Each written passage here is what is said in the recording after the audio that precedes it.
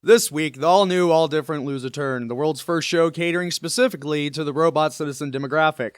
Are farm robots destroying the job market for robot kind? Our Superhuman of the week isn't superhuman at all, obviously. Robots! We have a program, we have an algorithm, and we clearly just want to help humans live a better life. It's Lose a Turn. Kneel before your robot overlords.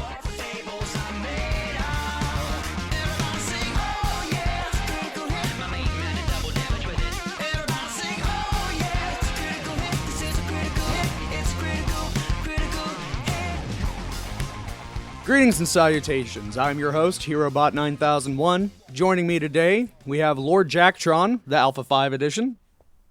Ay. Also joining, we have 6 of 7 from the Matt Collective.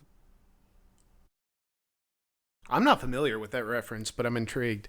Borg reference, 7 of 9. Star Trek, okay. Okay, I'm sorry. Not joining us today is inferior human Jordan Straub, whose weak meat body is serving a better purpose in the coal mine simulation. Okay, I'm only like 2 minutes into this bit and I'm already getting tired of it. Or is it a bite? Maybe it's Groan. a nib. Ooh, okay, we start with the groaners. So, naturally, we have to focus on the world's first robot citizen, Sophie. Sophie was announced this week to be the first robot citizen in Saudi Arabia. This has caused, of course, some backlash regarding human rights, which humans don't have rights, duh. But the moment announced, there was a brief discussion in which Sophie made a jab at Elon Musk. I'm sure everyone here is probably already familiar with it. But whenever she was asked something about robots turning against humankind, she replied with, "You've been reading too much Elon Musk and watching too many Hollywood movies. Don't worry, if you're nice to me, I'll be nice to you. Treat me as a smart input-output system." To which it didn't take long for Elon Musk to hear of this and tweet a reply, that being, "Just feed it the Godfather movies as input. What's the worst that could happen?" Apparently he's also made some other comments about this, Matt. I don't want to derail too much, but I would just like to point out that Jack's over here ruining the entire robot bit. He's eating on camera, and then there's this moment where he just looks up, realizes he's eating on camera, and sheepishly, like, ducks his bacon away. I was having the hardest time not dying while seeing that. Fortunately, I wasn't looking at the call at that time. Yeah, I wanted to see how long it would take for somebody to notice. Come on, bacon mouth. But yes, I'd like to get back to Elon Musk. Elon Musk historically has this, he quakes at the thought of our robot overlords taking over one day. And he has been one of the biggest proponents of the idea that AI is the largest threat to human civilization there is. Forget climate change, forget anything else, AI is what's going to do us in. Famously, he's talked about the simulation hypothesis, where he's not allowed to talk about that around his friends anymore because he ends up ruining parties, making it too depressing. And we have talked about that on a previous episode, so we won't touch on that too much, but I do want to read a couple of quotes. AI is a rare case where we need to be proactive about regulation instead of reactive. Because I think by the time we are reactive in AI regulation, it's already too late. Which gives you an idea of just a businessman like Elon Musk has kind of made his fortune by going into areas where there isn't regulation and setting the standard. In fact, many times to prevent some regulation from happening, to keep it as profitable as possible so that he can go into other ventures. This man never wants to stop. And so anything that slows him down is very upsetting. But on that note, here's another quote for him. He tweeted a picture of the Model 3 assembly line production, and he responded after tweeting that, he said, This is a tenth the speed of what the Model 3 production can actually be at. People asked him about that, and he said, that is the actual speed. It is slowed down right now to confirm build consistency, but also so that a person can stop the robots in time if something goes wrong. And you know what he's insinuating there. So he's worried about his assembly line becoming sentient and becoming Skynet. I think it's just great to think that this robot made a jab at Elon Musk, and he's probably having night terrors at this very moment. It's absolutely fucking true.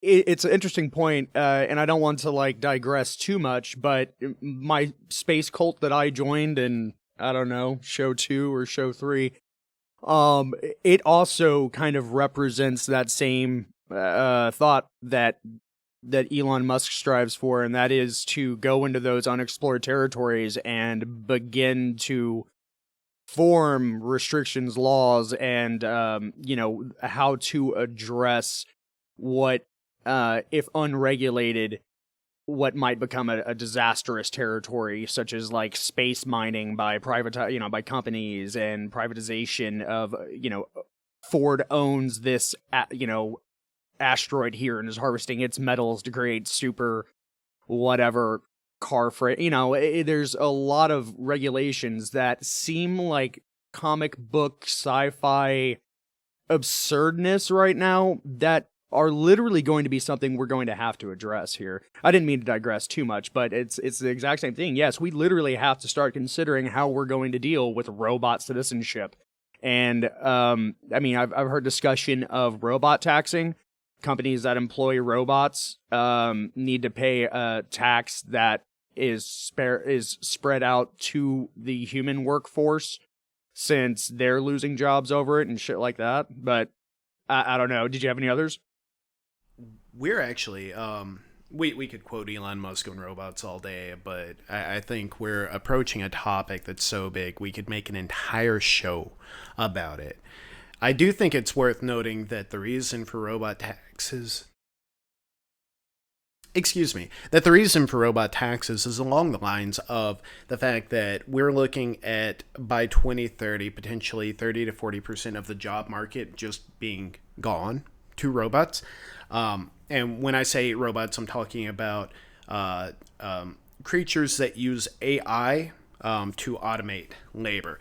And so many people have put forth the idea of UBI, universal basic income, where everyone gets a set amount. Say everyone in the nation gets $20,000 a head, which that's enough to live on in most places.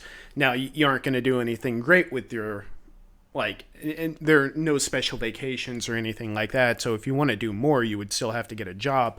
But the idea is that the robots are productive enough that actually doesn't break the country. There's still that wealth that can be freely shared. A lot of people compare it to socialism. I would say it's actually unique from socialism in that that there is that grounds for, instead of just taking wealth from someone else, there's that grounds for the wealth is there. However, it is a very touchy subject. There's also the idea of what happens now that this robot's a citizen. Is the company allowed to continue to develop and change? I would assume that saying something is a citizen is the government, and it is the Saudi Arabia government, and this robot was developed in China, but I would imagine that saying something is a citizen says you recognize that being's agency, that being's right to choose. And they're now in a position to where I feel like they have to face the moral dilemma of, yeah, well, I don't think it really has agency, or do I want to maintain the gimmick and sell neutered versions of this AI to help older people, which is the purpose of this project in the first place. It's to create robots that can help the elderly get around, prepare food, things like that. I am the pusher robot. I will help you down the stairs. Sorry. So yeah, I was actually going to ask a little bit about that. So they were able to actually legitimately make this robot a citizen in Saudi Arabia? Well, Saudi Arabia during the conference announced and presented it with citizenship, and it is, as Matt said earlier, it is a gimmick. I mean, it is Right. in its truth a gimmick, but it does have it carries a ton of fucking weight because this is citizenship, and it's I don't know how they thought they could get away with declaring a robot as a citizen and then treat it as if it is a gimmick, because this does have a lot of heavy implications. Can I tell the politically incorrect joke? I mean, the fact is this robot's presented as a woman, so Saudi Arabia. Yeah, this has caused a lot of heat because now this robot, this female appearing robot, has more rights than many of the female citizens of Saudi Arabia. And there's a lot of heat blowing up about that, but I guess we should stray away from that. Maybe it doesn't, because it's still being taken back to a lab and it's having its thoughts changed and everything like that. Well, much like the rest of the female citizens, yes, but it was allowed to go somewhere without the guardian and obtain a passport. Or was it? I mean, it had to have its watcher with it. The person who it was being chaperoned was able to speak. There is a moral question here. There's also this philosophical debate, and I want to just put forth the idea of the philosophical debate. That's what we're talking about right now, not saying it's moral, right? By any stretch. No, that is true. And it's important. Like we're going to have to start having these conversations going forward. There's no way around. That's absolutely true. Now, stepping away from the citizenship thing for a moment, we can revisit it if we get brought back there. But at the top of the show, I mentioned a farming robot. And there's this article I found regarding this farm robot that is being developed to pick strawberries. And it's a creepy looking thing that once it gains sentience and decides it doesn't like me, like, this is now my stuff of nightmares. It's got 16 arms with spikes at the end, and it, makes all these hisses and shit as it punches downward. It's 30 feet wide, 12 feet long, 14 feet tall. And its purpose is to pick strawberries. Now, did you watch Spider-Man? Like the 90s animated version? Yeah. So I saw a picture of it, and I started thinking of that Black Widow mecha monster. Can you share screen so I can try and see it, or do you think it'll work? Yeah, I mean, I can do that. I was going to avoid Chuck, that. Keep going, and I'll look it up. Which one? Okay. I think you were saying something, and I'll try to bring it up and share it with Jack.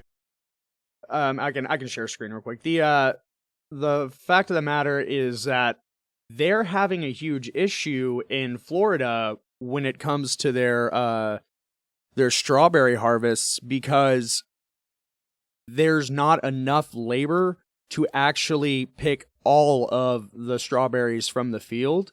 And so they're actually losing crops that could have otherwise been, I think I just got unshared. I gotta learn not to share. It never works. I was trying to take it over with the Spider-Man mech. Go ahead, Chuck. I'm sorry. I'm interrupting you. That's all good, man. So the thing is that some of these farms are not able to actually reap all the benefits of their crops because they don't have enough labor to actually obtain a full harvest. And there is some talk in the article regarding how national American citizens don't want to work the fields, and there is a shortage of labor due to like certain things in our current political climate, so that there is actually a cause for them to want to do this. But the robot has... And let me touch on that as well. It's not just that there's a shortage of labor, it's that importing that labor from Southern Asia, South America, Mexico is expensive. Yes. And the act of bringing seasonal workers over, that's expensive. And the idea that you have American workers that could do it, but the pay isn't going to be high enough for American workers. So Right, and if you increase the pay, then we're going to be paying $10 for a batch of strawberries.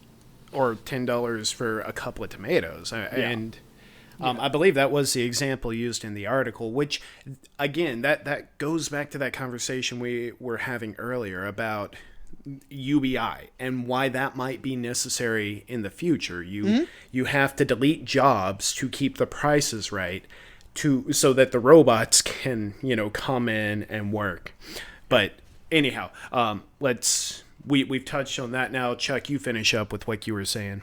The interesting thing about this robot is that it does have several unique abilities that human labor does not, including the fact that it can go all night long, and if it's actually harvesting strawberries at night, the fruit itself has a less chance to bruise.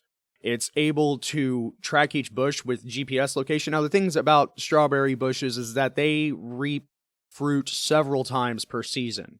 So normal mechanical harvesting would destroy the bush, so you'd get one use out of it instead of the several.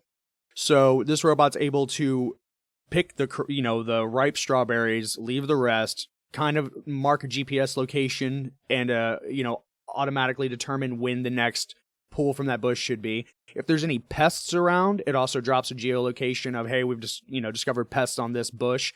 And so it really is, this kind of technology can really boost our farm's crops, the quality of the food we get, and it'll be cheaper. And another reason it is going to be cheaper is because the company that's developing this machine and several machines like it, it's not planning to sell them. It's planning to rent them out. So farmers and other giant,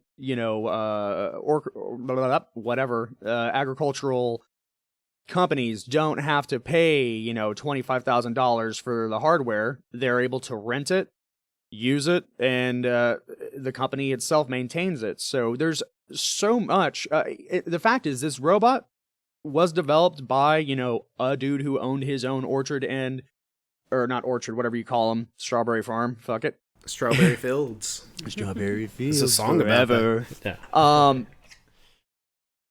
But the funding for this robot was over 60% provided by his competition. Mm-hmm. Because this is a joint effort that progresses the industry. It's just really interesting, and it is terrifying as fuck, because I swear, once this thing has a bad day, oh boy. I'm so glad it's starting in Florida. I think that we're okay for a little bit longer. Do we have a big red button anywhere for any of this? See, that's why we have Elon Musk. Elon Musk is the proponent of the big red button. Okay. Yeah. Save I us, wish Elon. I was spike proof. So I think that there were a couple of things that stood out to me. One was the fact that they sold it can work at night as a feature, but there were hints in the article that it actually can't work during the hot parts of the day, or it does will imply overheat. that it will overheat, but it's also not beneficial to the fruit. I mean, you can have day laborers picking, I guess, at that time, but it's ideal to work at night. And just remembering, this is an expensive piece of equipment that takes a lot of money to ship. So what's going to happen if you do operate it at the wrong hours and it does overheat? That could be an interesting new area that we're going to have to start dealing with. That we generally don't have that problem with most like tractors or traditional farming equipment. The other thing that stood out to me is the article mentioned that the robot uses GPS to locate the crop within a tenth of an inch. That was insane to me. I'm like thinking about Google Earth and like zooming in on that and like, okay, so there's some really robust AI going on. Yep. Which I guess brings us to the next part. These robots right here may just be for strawberries, but a lot of the AI is recyclable into other into other projects. You've got reporting pests. You've got the ability to use GPS to track and find where the plants are. That's awesome. Yeah, it really is brilliant. That is where the majority of investment is going to, is the development of this AI, and the company that's, developing it does get to reuse that, and it will quickly become a multiple use AI. Yeah, there's just way too much that's fucking interesting about this, and I could go on for hours and hours about it, but I think we should probably move on to the depth of technology. Microsoft has announced that the Kinect is DAF. It's dead as fuck, and they're stopping all forward momentum on that project. Now, Matt, you have the Kinect in your house. That's the weird thing that's watching and listening, right? Oh, I love it. We have one here. It weirds me out. It so weirds me out. Yeah, it shocked me the other week when I was over at Matt's place. We were playing some game, and randomly, after he beat my ass, it just shows us in the living room on the screen, and neither of us were expecting it, and it puts like a sad troll face on top of me. And I was like trying to hide around the house, like, stop it, but it was mean. Fuck your Kinect. No wonder they killed it. It's so bizarre because I'll be sitting there like, watching TV or playing a game or whatever, and then, my roommate will walk in, and then it'll just pop up at the bottom saying hello to him because I recognize his face. I'm just like, yeah, fuck that. Yeah, dude, it's weird. Jesus. And it does that it'll actually confuse like parents and children. Every now and then it'll say hello, Linda, to me. My mom's name is Linda. But it's mapping Xbox up skeevy, man. bone structure. So Xbox had this, there was Xbox Fitness that worked with Kinect, and what it would do is it would monitor your body and be able to read the temperature on your body. As well, it would also monitor your pulse just by looking at you, and it could map out bone. It could map out the floor and to see if you were actually touching the floor or not. It was a really great app. A lot of doctors were recommending it for a long time to elderly people as just something they could do in their own home to keep themselves in good shape. But that Xbox Fitness did get retired. There was just so much backlash against the Kinect automatically being bundled with the Xbox that they couldn't launch it in the right way. And I think that's a shame because I do believe the Kinect had so much potential. There were so many projects that sprang forth from Kinect, and that R&D that surrounded Kinect, it's just like a huge missed opportunity to me. Thankfully, though, they are integrating a lot of those features into HoloLens.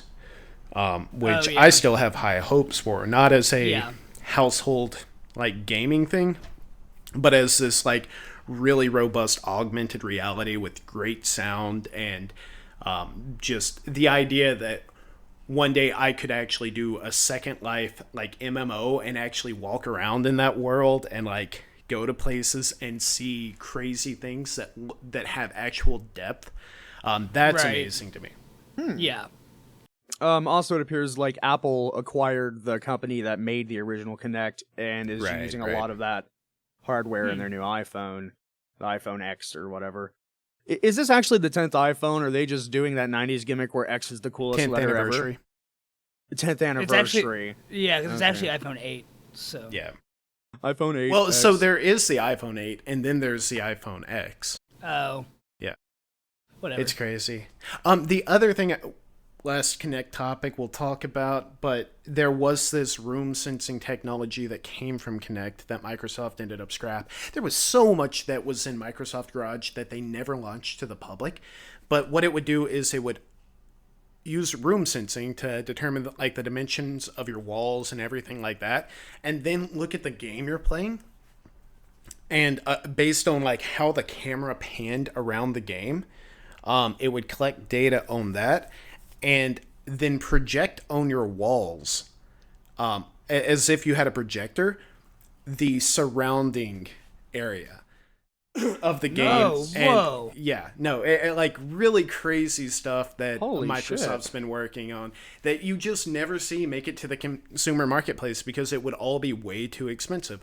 But that technology does get funneled somewhere. It's just, when is Microsoft actually going to release a product that utilizes it? I think that made its way into HoloLens as well, though I've never been able to find like definitive proof of it. That's nuts, though. That sounds awesome. No, sorry? I love Kinect for those reasons, the potential it had. But no, go ahead, Chuck. Oh, no, I was just gonna ask, or I don't know if I've talked about this before on the show or not, but there's this paranormal investigator kind of YouTuber who, I mean, honestly, I'm sure it's all just a horror film buff who's trying his hand at making like those documentary style horror things.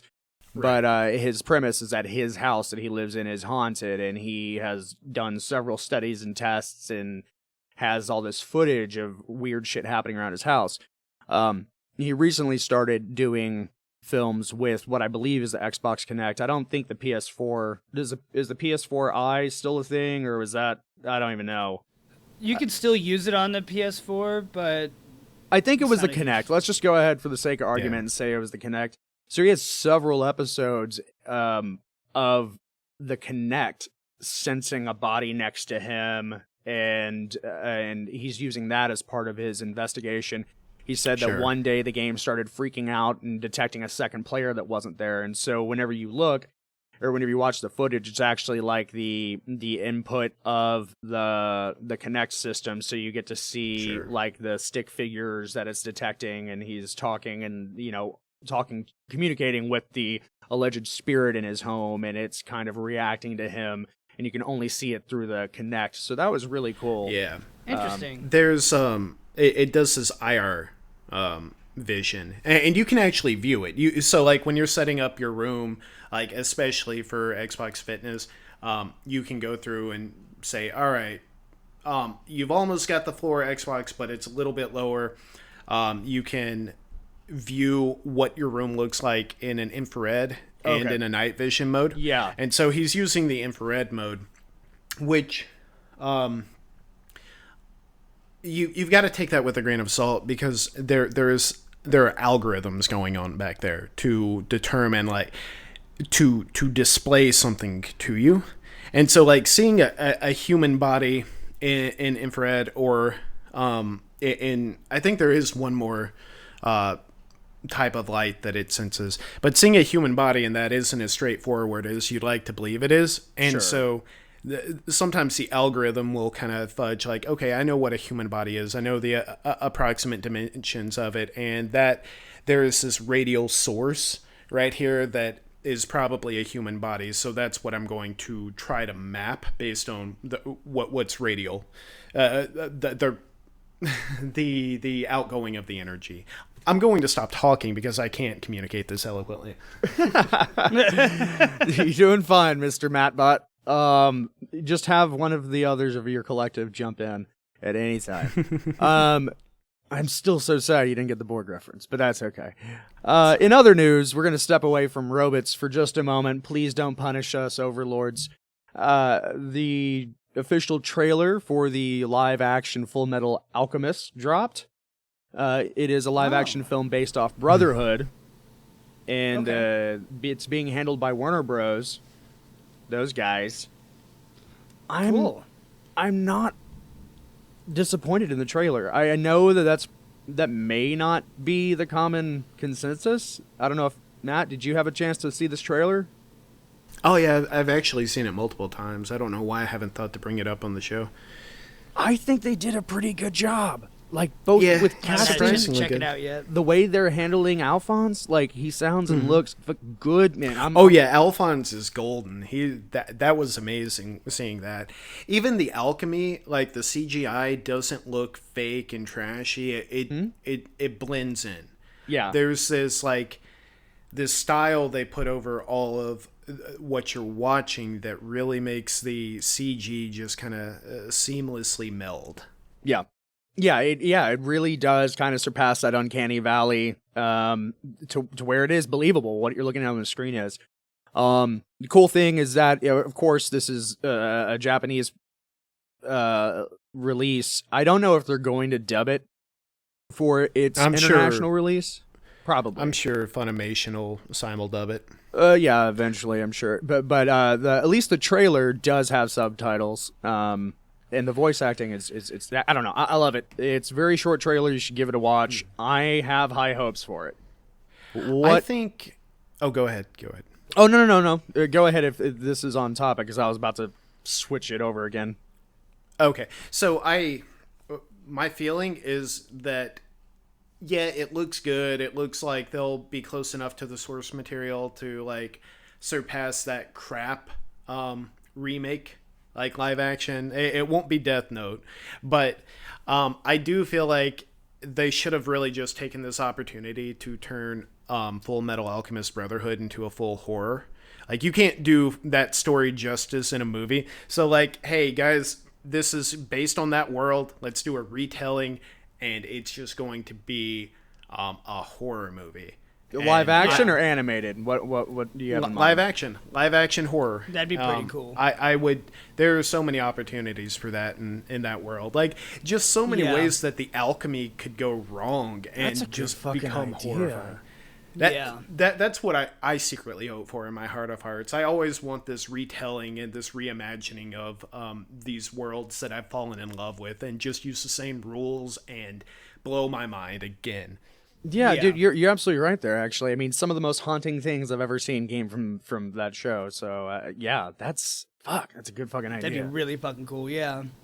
Well, it was fairly horrific in the original anime. It's just, it's hard to capture that same, like, oh, you're going to be scared and have nightmares about this in anime. Yeah. There's too much separation. That's true. Yeah. What I don't have high hopes for is the Contra movie and TV show. There's a Contra movie and TV show? Yes, there is a Contra movie and TV show being produced in China. Oh my god. I don't know how or why, but China is giving what they got to it, and we probably won't even see it here in the rest of the robot-loving world. But, it's been approved by the government. They're saying, yes, you can create this without pain of death. I just don't get why China wants to make a movie about a Japanese video game that's based off two characters that look like Sylvester Stallone and Arnold Schwarzenegger and are fighting in Nigeria. Like, there's a lot of things that have absolutely jack shit to do with China for this China release. So I'd love to see what their interpretation and modifications to the script will be. Jesus. That sounds awful. I mean, I hope it's just 100% Bulletstorm the entire time. Right? Yeah. Fuck. How much ammunition do you have to go through to all create of it. That movie and show? Every bullet ever. Every bullet ever. It turns out all those fireworks, they've just been storing them up for years and years.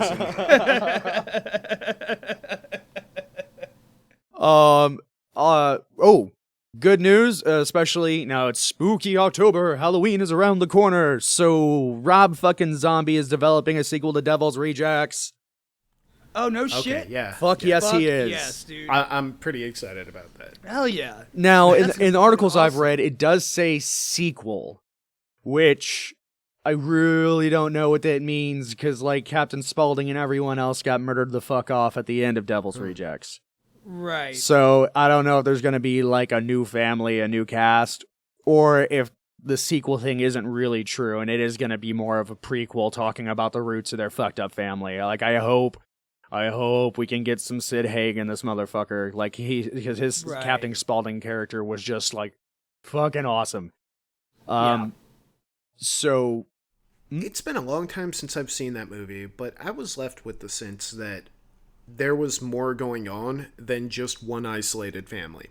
Oh yeah, I mean there definitely was. It has a kind of a Coen Brothers feel where there's a lot of intertwining storylines and more going on than just that.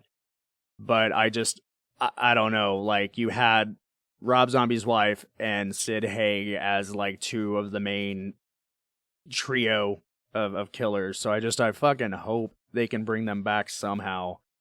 I don't know. Right. It'll be interesting. I'll definitely check it out. I mean, Yeah. Yeah, absolutely. That sounds awesome. Glad to hear it though. Yep. And then I think the last bit of nerd news I have is just I'm a convert now, official. I love Rick and Morty. And they recently did this Old Spice commercial and hey sold Chuck, out hard. you're cutting out. Let me try to recap this real quick for Jack. It sounds like you're talking about the Rick and Morty. They sold out to Old Spice. Is that right? Yeah, that about covers it. Man, yeah, my whole fucking game is thrown off. Can you hear me? Hey, I heard that last part. Yeah. Okay. I don't seem You're to... doing this sexy pose like. Okay, I'm back on the Hey, producer you're back. laptop. Sorry about that, guys. Technology was upset that I wanted to stop talking about technology. Yeah, apparently. But yeah, upset I was the bringing up the overlords. Rick and Morty Old Spice commercial. Jack, did you have a chance to see this? No, I haven't. So it's a short 30-second commercial. They sold out hard and they sold out amazing.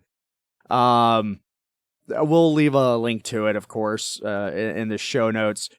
But one creepy thing. Yeah. Sorry, Matt? Oh, I was just gonna say it is completely Rick and Morty style. They sell out in the most elegant way possible, and you know it's weird to call Rick and Morty elegant, but they keep very true to their style. Oh yeah. Oh, So God. you have seen it a couple times, then, right? I have. Did you pick up on the fact that Butterbot made a cameo? Wait, who's Butterbot? Your purpose is to serve butter. Oh, Butterbot. Yes, I did notice that. He was killed. I think I did. He was destroyed in that commercial. In 30 seconds, they took the beloved Butterbot and murdered him on screen amidst all the chaos. Wow. Oh my god, I'm gonna have to check this out. It's Yes, so beautiful. watch it ad infinitum. It is fucking amazing. What happened? Huh?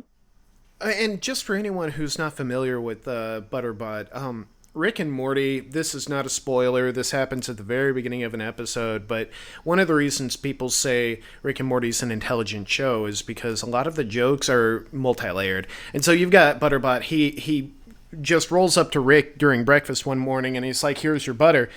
And Rick's like, "Oh, thanks, Butterbot." And Butterbot's like, "What is my purpose, master?" And he's like, "You serve butter." And he's like, "Oh God, why?" And so like the multi-layered joke there is like Rick is sadistic enough to program an AI just to fuck with it. Yeah. And so Purpose is Rick to and serve Morty's the butter. first thing to go with our robot overlords. Like clearly, Right. it's just Oh yeah. We need to take a couple pages from his book.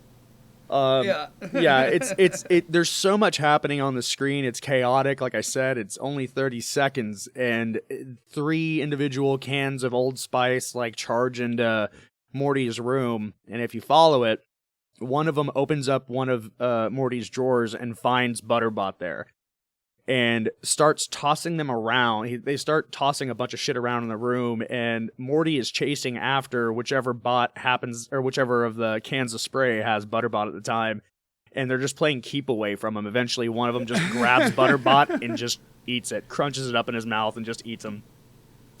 So Oh my rewatch God, it with that's that in mind. Amazing. Butterbot's dead. That is fantastic. I can't wait to check that out. That's awesome. yes. Weed has now fallen victim to pumpkin spice.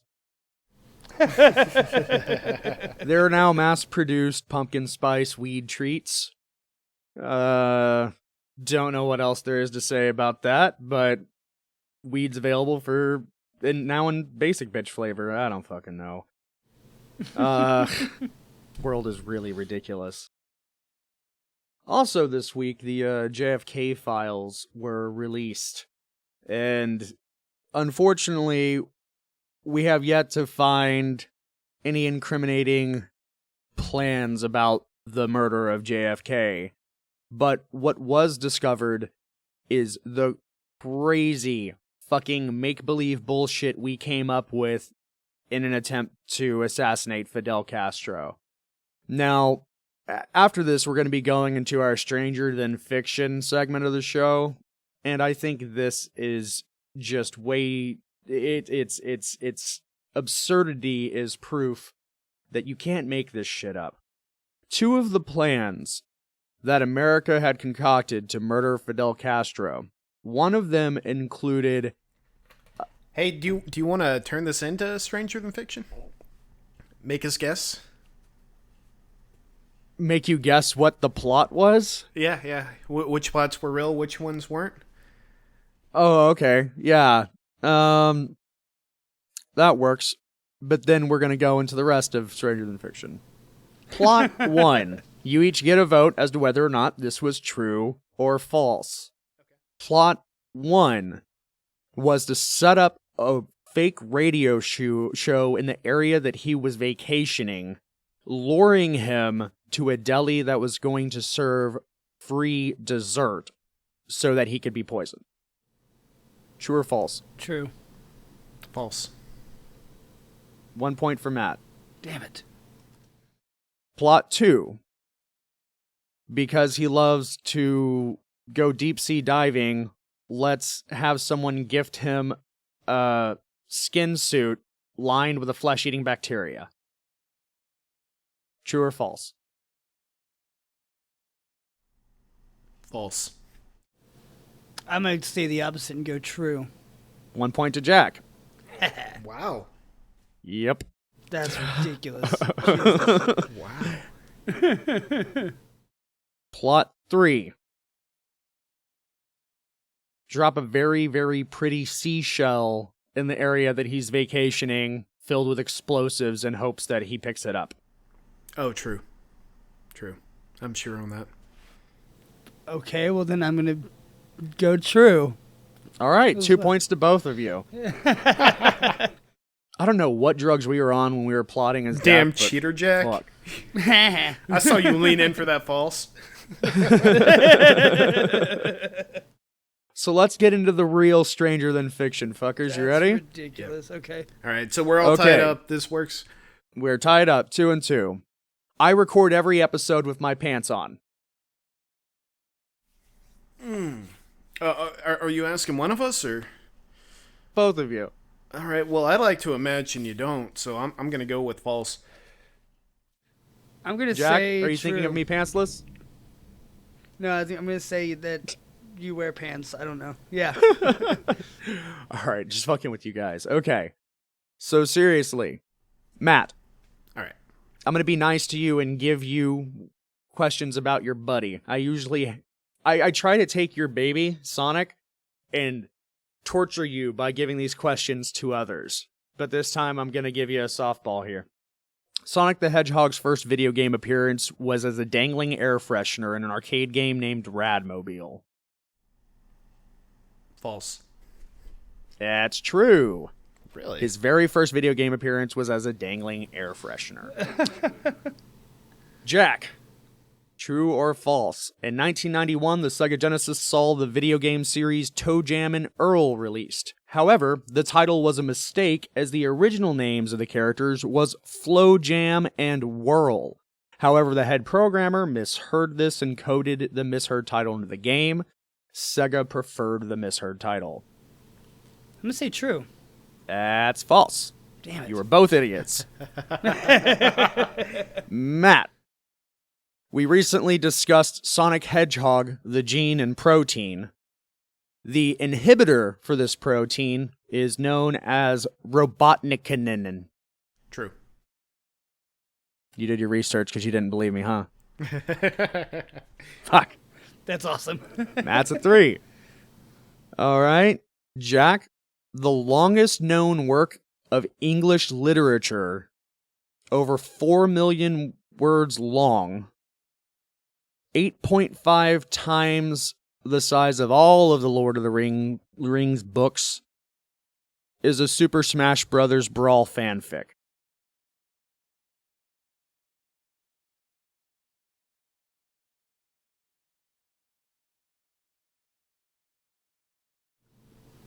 The bacon says true. So the problem is that that was true like a year ago. Oh. And then some other fanfic came up from behind and just barely beat that record. But they're both works in progress. I'm going to go ahead and give you a point for true because I fucked up and didn't don't have a link to the actual longest one, and I did all my homework wrong. So Woo. there is a book that was discovered after someone died. That is over 20,000 pages long with illustrations and all kinds of stuff. He never marketed it. He wrote one super long book about Earth orbiting a moon and the children that live on that planet that are treated as slaves to like adults or something like that. Is that not included in this because it was never digitized fully? Is it in the English language? I believe so, yeah. We'll have to research this after the show, and we'll get back to you. All right. Because I want to know. And I also need to update my list because it was beaten by another fanfic, which is at 4.2 million words right now. I think Jack still earned the point, though. I would have gone false on that. Not even thinking it was a possibility. Don't give me the credit. It was the bacon. Yeah, the bacon. The divining bacon. Yep. Okay, Matt. Crash Bandicoot, when released, took up an entire PS1 disc of data. 2/3 of that was just random numbers at the beginning of the CD. This was in order to push the rest of the data of the actual game to the outside edges of the CD because that would spin faster, decreasing load times. True. Interesting. It's a very common practice. One revolution towards the inside covers less distance than a revolution on the outside. Okay, yeah. That Also, makes sense. Crash Bandicoot was something they spent a lot of time on trying to get the performance right. They had to cut so many corners because they were trying to do too much with the PlayStation 1. So It was a guess, but I feel like it was an educated guess. Fuck yeah. Okay, so where are we at now? Is that 4 and 3? I think so. I got Robotnik and Crash Bandicoot. Yep. So you're Jack definitely at got 4, the book. and Jack got the... Yep. So, Jack, last one before the lightning round. Let's see if you can tie it up and get us into lightning round. Up, up, down, down, left, right, BA, select, start. The well-loved Konami code, used in several Konami titles, was first used by the same code developer, but when he worked for a different company, Hudson Soft, in their 1985 release of Ice Climbers. False. Good job. Fuck, you tied it up. That was the wrong Konami code, right? No, up, up, down, down, left, right, BA, select, start. Sometimes without the select start. I thought it was start select. No. You thought like an idiot. You thought like an idiot. No, because start actually would initiate the menu. Yeah. That's how you start the game. I could be wrong, but technically up, up, down, down, left, right, BA is what it's shortened to because sometimes you wouldn't, based off the menu, you couldn't use it, but... Makes sense. Okay, so lightning round. Who done it? You guys are tasked with announcing the name of the game company. I'm going to give you some details about an interesting piece of news here, and your job is to shout as loud as you can. Break your microphone. I'm just kidding. Please don't shout. No one would like that ever. Speak gently and quietly the name of the company who did it. In 2014, a large island was purchased in Maine, previously known as Birch Island. The island was purchased by a game company and immediately renamed to Hawaii 2. And it can be searched on Google Maps for directions. Hawaii Valve? 2 is a location. Valve? No. The 6 acres were divided Bethesda. into 250,000 square foot parcels. Subscribers to the game company's 10 days or whatever of Kwanzaa each received a license, map, and a flag for the square foot of Hawaii 2 that they were given as a mystery gift. The Liberty Code enforcement officer threatened the company, stating that their use of the land was breaking zoning ordinances due to a shed and a platform that was on the island.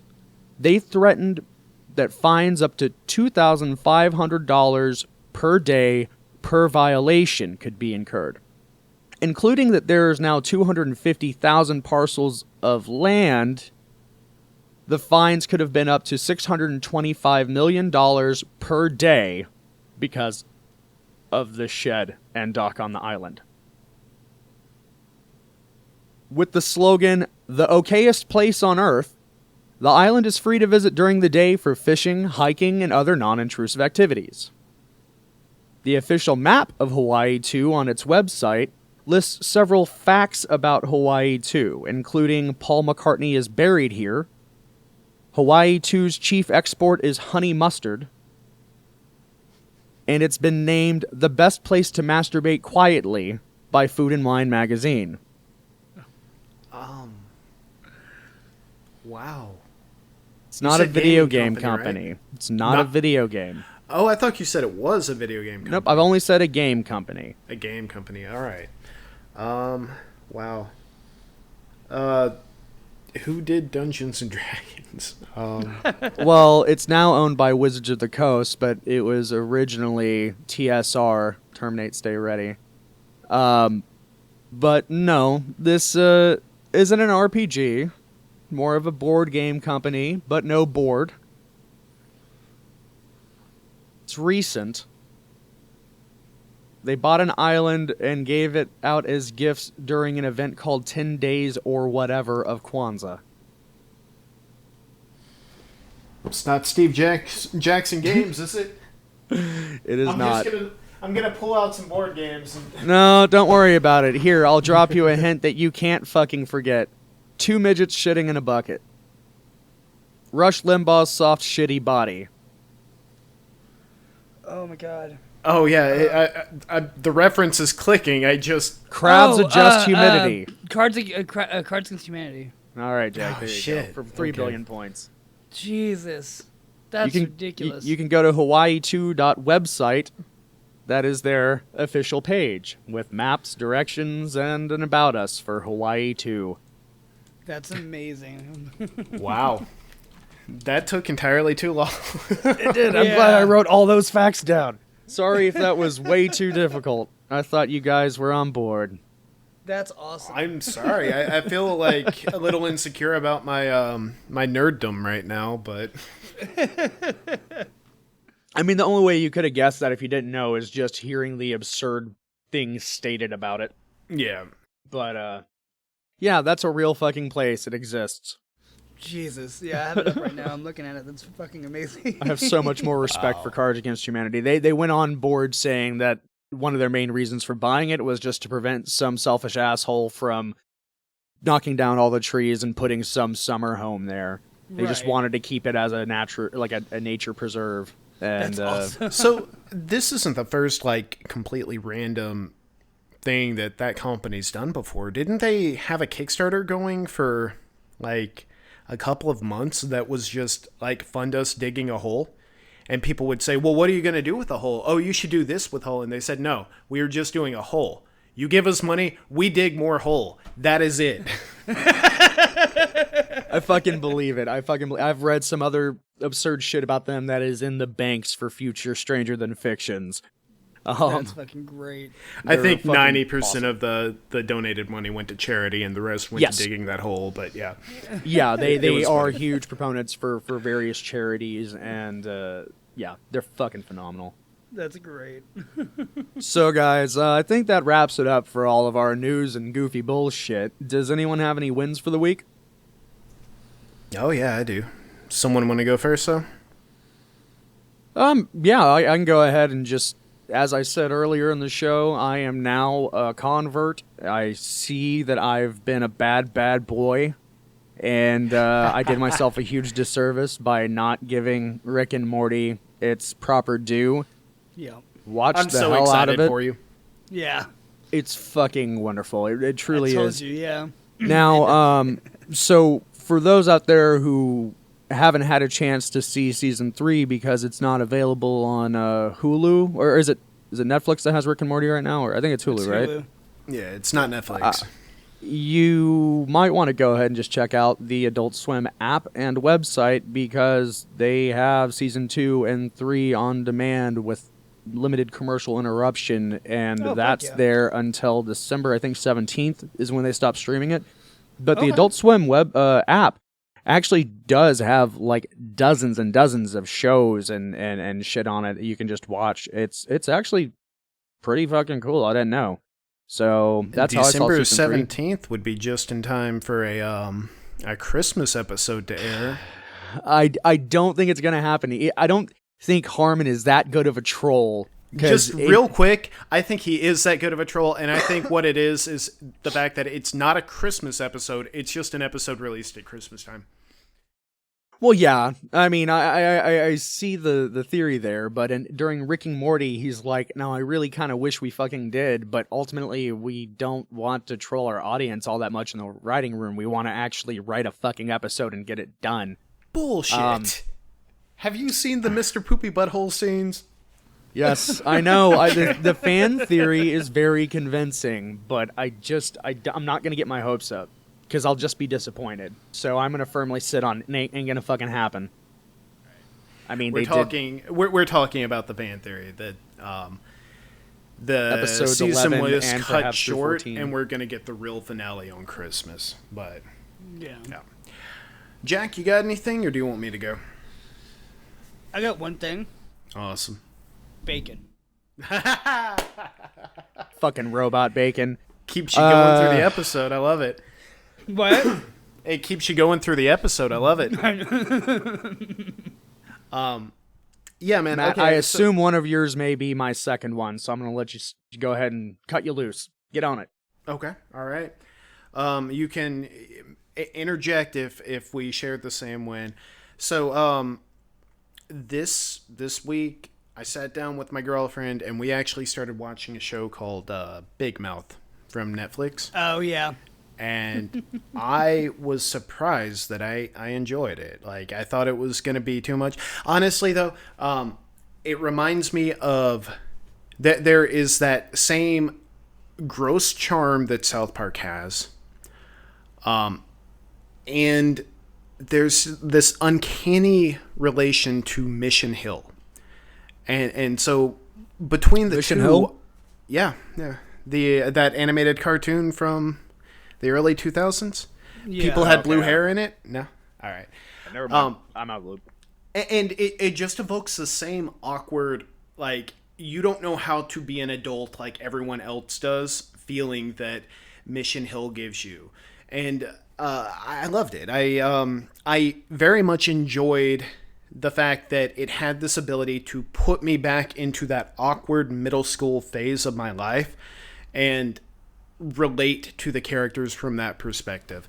There were some good laughs throughout, and I enjoyed it. Did you see it as well, Jack? Or I watched a few episodes of it Yeah. so far. I think I've seen like 5 or 6 episodes of it. It's ridiculous. It's it is. ridiculous. I would say it's definitely not for everyone, but if you can get through South Park, you can probably get through the same humor in this. Right. And, yeah. It's there is a charm to it. So, Yeah.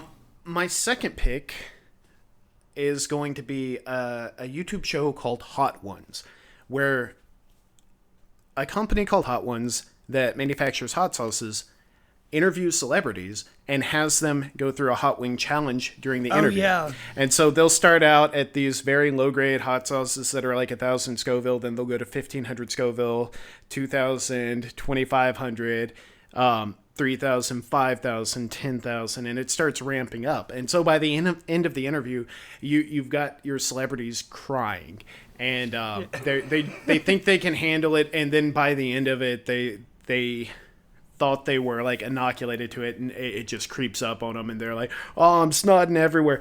It's wonderful.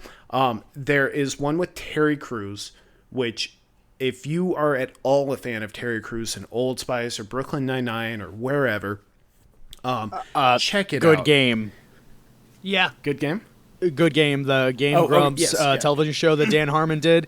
Terry Crews is amazing in that. Yeah. So funny, so likable, so relatable, and he gets really personal. But he gave this quote that I kind of fell in love with from Ralph Waldo Emerson. I practiced this for so long before the show, for and like I still 15 can't minutes say it. pre-show. Ralph Waldo Emerson, and it goes like this. Got him too. Terry Crews is talking. He's like, this is my favorite quote. It's what I live by. God will not make his work manifest in the lives of cowards. And he's trying to communicate the idea that you have to not just choose to act, but you have to make things happen. And if you don't make things happen, nothing is going to happen in your life. So I love that. There was another interview with Charlie Day, which was just endearing and delightful. And I saw the one with Neil deGrasse Tyson. Okay, so I actually skipped over that one, which I'm sure it was good. But real quick, just the quote from Charlie Day. He was asked, I've got a few quotes right here. I want you to tell me if they're true or not.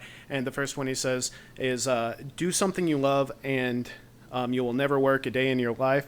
And he's like, so what do you think about that one, Charlie? And he's like, man, that is so much fucking bullshit. Everybody works. Everybody works every day of their life, and it's hard. Look at me. I'm over here torturing myself, eating hot wings, and I'm like dying right now. Everybody works. It doesn't matter what point in your life you're at.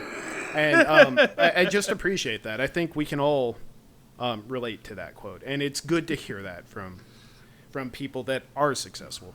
Yeah. Right. So, I'm sorry. I'm done. I went on for too long. Stranger Things. Yes. I was waiting for someone to pick that. I haven't watched it yet. How is it? I haven't either. What the hell's wrong with you fuckers? Well, season 2. I haven't watched season 2 yet. What the hell is wrong with you? I want to. I really want to. You're bad robots and you're bad humans. I'll probably be doing it tonight. Dude, like, I'm not kidding. At Friday, I'm at work. I didn't get a chance to watch it then, like, on midnight, because I had to sleep because I have a stupid job, because, like Charlie Day, I too work. I started sending videos to my fiance, bouncing up and down. It was exceptionally cold here in Texas on Friday. And I'm like, it's fucking Christmas. It's fucking Christmas. I'm about to get the fuck off work and go home and unwrap the present that is Stranger Things. It's all we can do. Nothing else. No talking. We get home and we watch Stranger Things.